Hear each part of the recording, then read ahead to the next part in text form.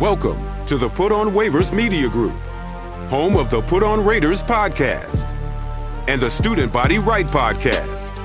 This is your place for the best breakdowns and the best insight for those who fight on and bleed silver and black.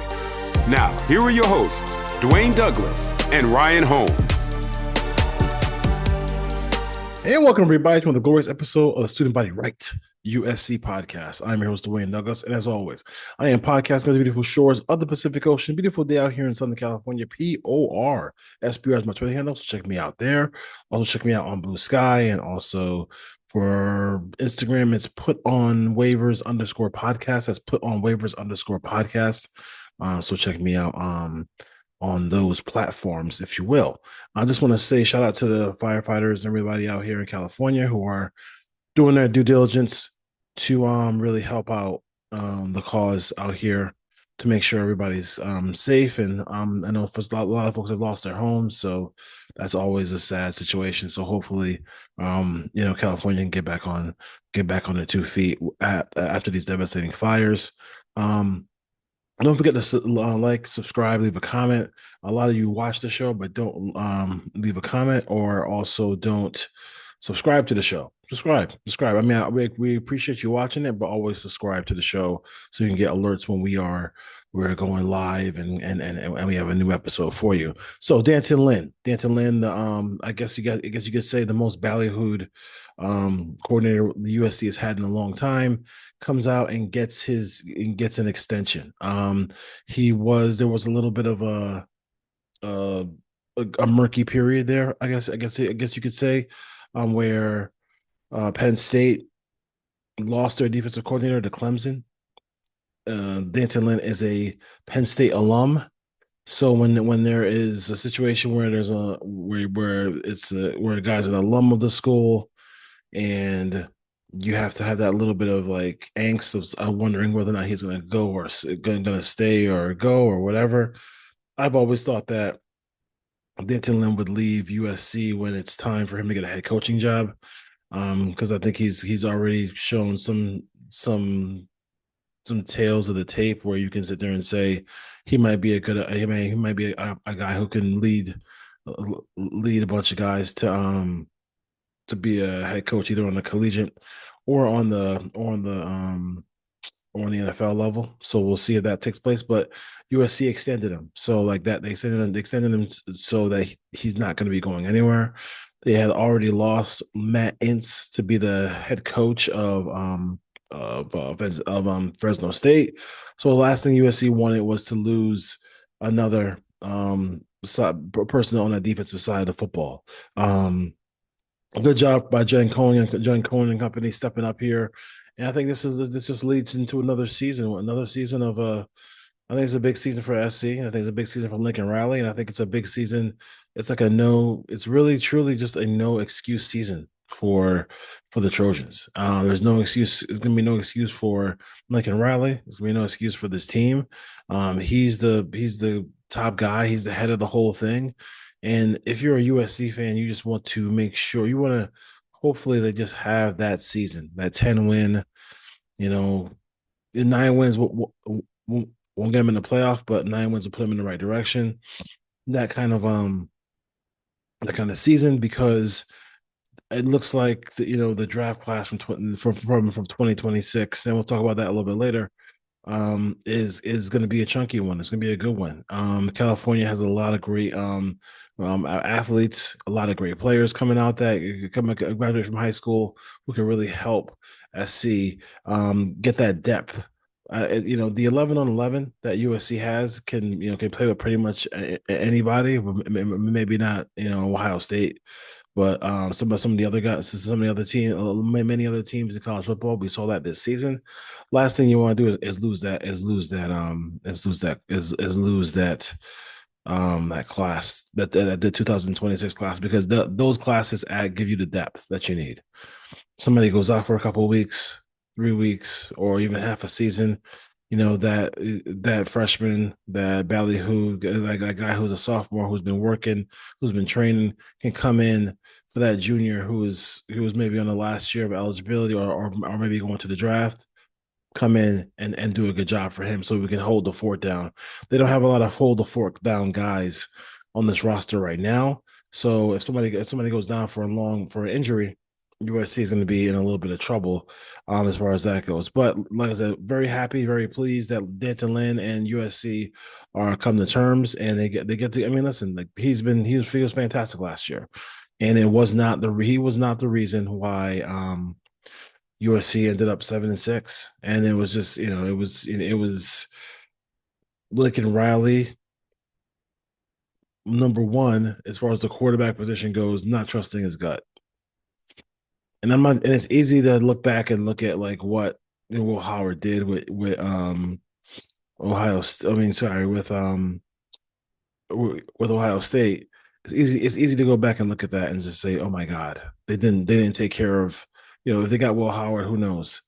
But Will Howard was predicted to go to USC. He was talked about going to USC. He was on campus. I mean, the transfer looked like it was going to be in, right? And then they don't get the transfer. They said they decided to go with, a guy who is very, very not Lincoln Riley esque because of what Miller Moss did in the bowl game. And I'm not gonna jump into that can of worms again because people are gonna say you still talking about Miller Moss, Dwayne, but that was a big decision. His first instinct was to go with somebody else. His first instinct was to go with Will Howard, and he didn't. And I think that was a really bad move by Lincoln Riley, and that kind of curtailed the offense all season, and that's what killed them. That's what really killed them. I mean, that emotion of that Holiday Bowl kind of clouded his judgment, if you will, as far as that goes.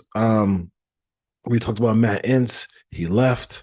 Matt Ince is now the head coach of Fresno State, but USC had to replace him, and they replaced him with Rob Ryan. Rob Ryan is a long time, long time NFL and college coach. I think that's the one thing that people kind of forget about Rob Ryan is that he's actually been a college coach as well. So I'm going to run down some of the places where he's coached. So he started coaching in 1987, Worcester, Kentucky, as a graduate assistant. Then you have also Ohio State as a graduate assistant. Then Tennessee State from 89 to 91.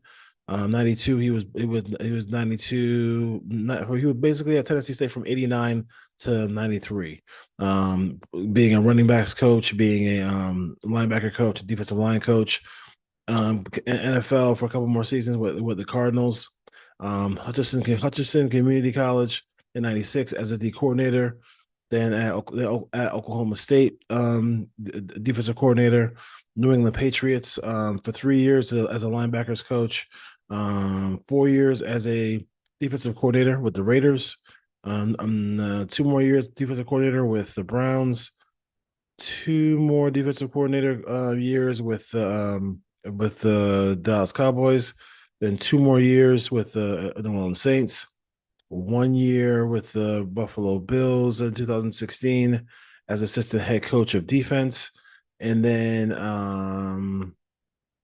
it looks like he was not working anywhere for a couple of seasons. Then was an inside linebackers coach in 19 for the Ravens.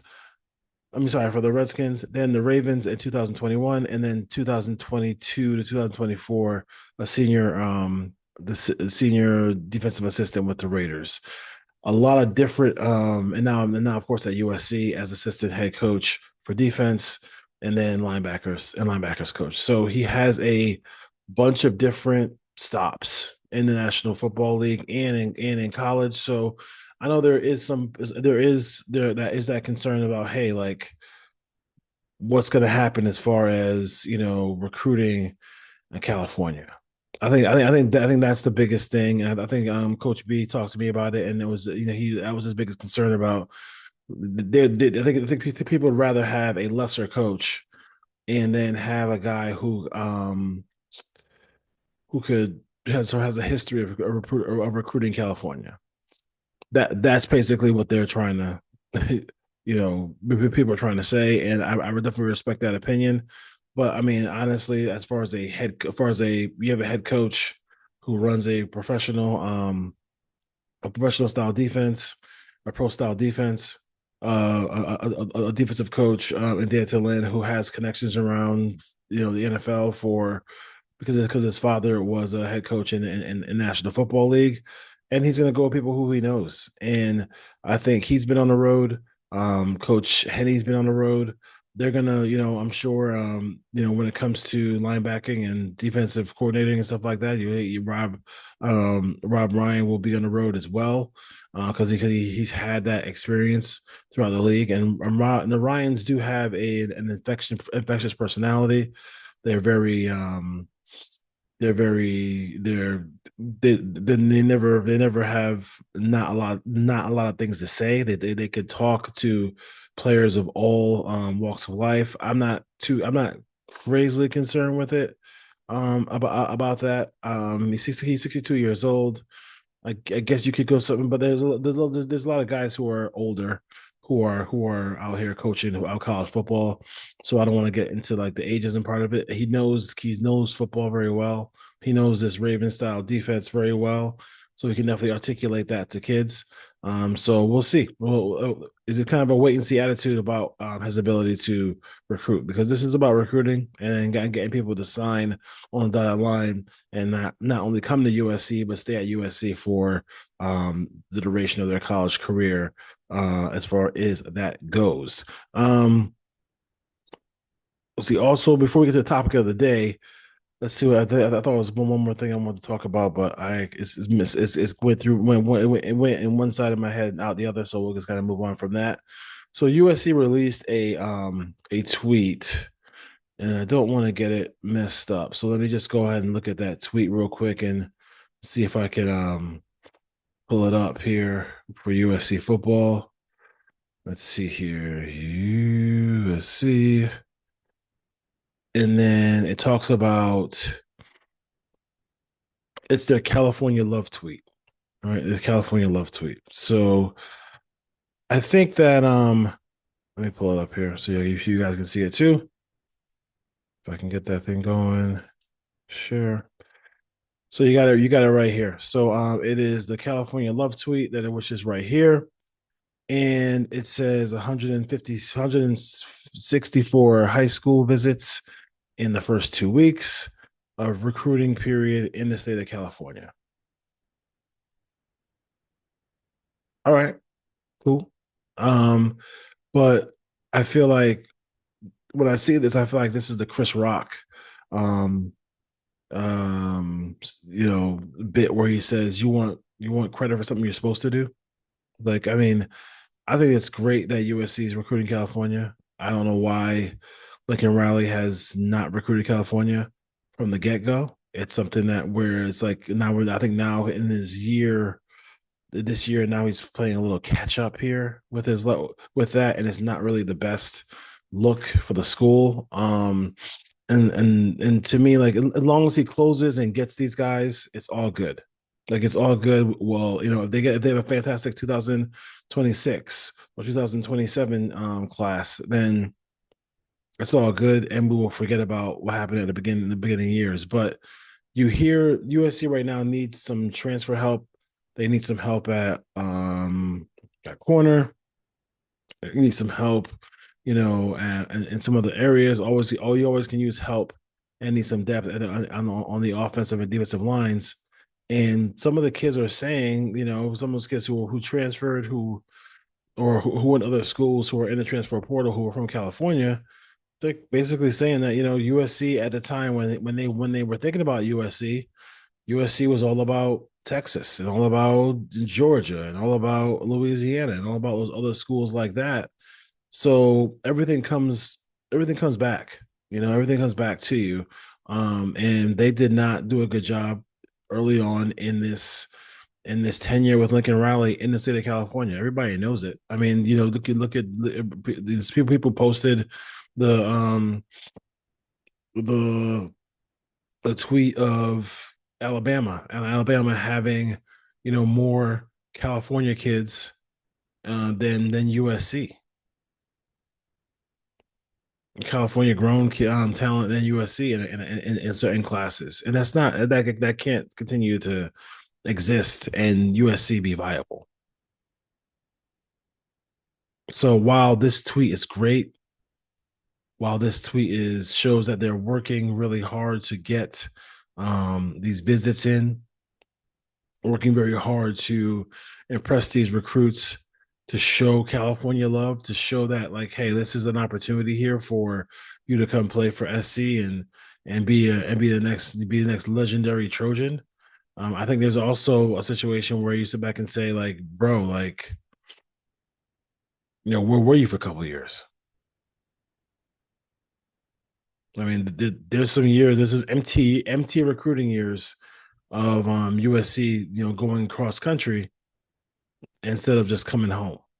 And listen, there are some positions out there, offensive line, defensive line, the trenches, where you might have to leave California.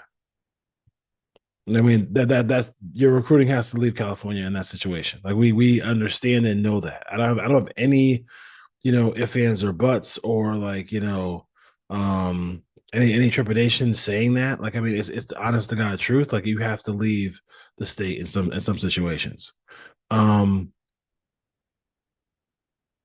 with that being said, the first when you come from Oklahoma and then you go to USC, your first inclination was what should have been, all the really great college football players come from Florida, Texas, and California. I'm in California. I'm in Southern California. How do I dominate this region and not have the Ducks come in here and Alabama come in here and Georgia coming in here and stuff like that?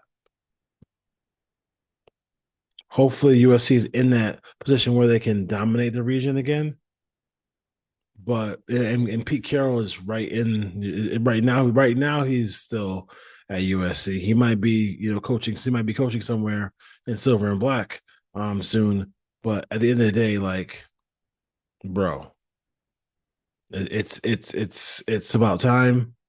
It's something that should have took place a long time ago, and like Alec Baldwin said, always be closing. Hopefully, they can close some of these deals and have that great recruiting class that we are used to having at USC. All right, Student Body Right, USC podcast. Dwayne Douglas here, saying fight on, peace. Don't forget to rate, review, and subscribe. Share the show with a friend, and we'll be here with all the USC news and comments and everything like that. As we go forward, the next big event probably is going to be it's going to be spring ball. So before you know it, that'll be here. Also, we'll follow the Trojans out here. Follow the Trojans in the draft to see where people where people land as far as like the big boards and all the stuff like that. Right now, I mean this is a great draft for running backs, and I hope people don't overlook Woody Marks because he had a remarkable season for USC. So kind of, I'm trying to get him drafted as high as we possibly can because he is something he had what he get the year he gave us last year was just incredible. And unfortunately he got to USC where it was a one and done situation. It'd been nice if he got to USC a little bit earlier. All right, so anybody right USC podcast. As always, folks, go ahead and fight on.